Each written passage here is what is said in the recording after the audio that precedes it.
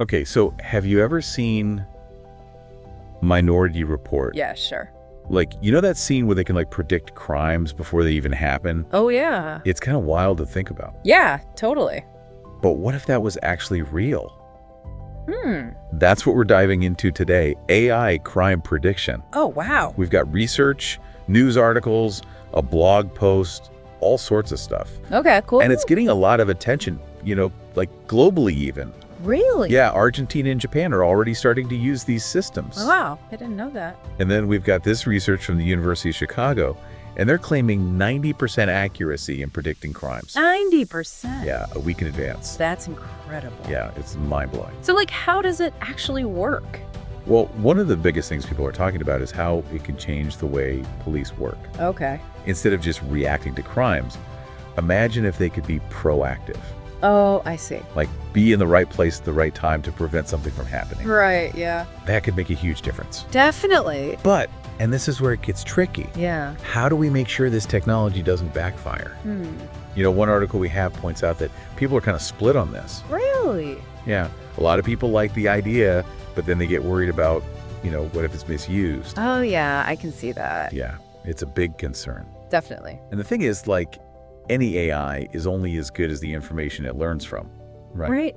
So if it's trained on data that already has problems, like bias, Yeah, then it's just going to repeat those problems, maybe even make them worse. that's a good point. So imagine certain neighborhoods could end up being targeted unfairly, Oh, wow. even if the people there aren't actually doing anything wrong. Yeah, That's not justice, that's just perpetuating the problem. exactly. And then there's the big question, preemptive arrest. Preemptive arrest. Yeah, like if they think someone's going to commit a crime, should they be arrested before they even do it?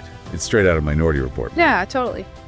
But it makes you think, like, how much freedom are we willing to give up for security?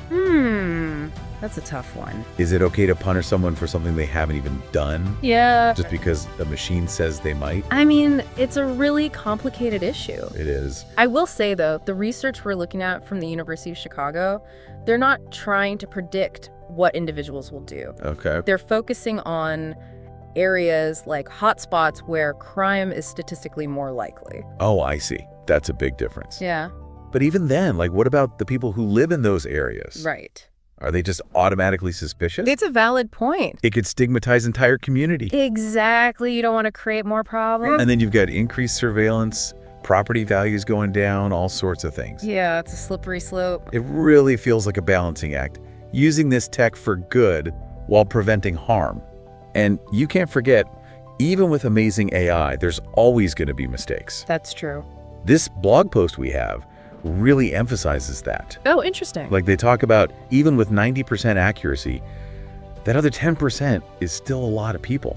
Yeah. And if it's about predicting crime, those mistakes can be life-changing. Absolutely. Wrongfully accused, arrested, that's huge. Huge consequences. So having these conversations is super important. Totally. We need to think about the ethics, before this tech is everywhere. Right. What are the safeguards? Who's overseeing it? How do we make sure it's used responsibly? Yeah, that's the key. So it's not just about, can we predict crime? Yeah. It's about, should we? Right. And if we do, how do we protect people's rights, especially those who are already vulnerable? That's the challenge, finding that balance. It is. This tech has so much potential, it could change everything. Totally. But it could also make things worse. Exactly. It's up to us to figure out how to use it the right way. I think that's a good place to leave it. Yeah, lots to think about. For sure. Thanks for joining the deep dive. Yeah, thanks for having me.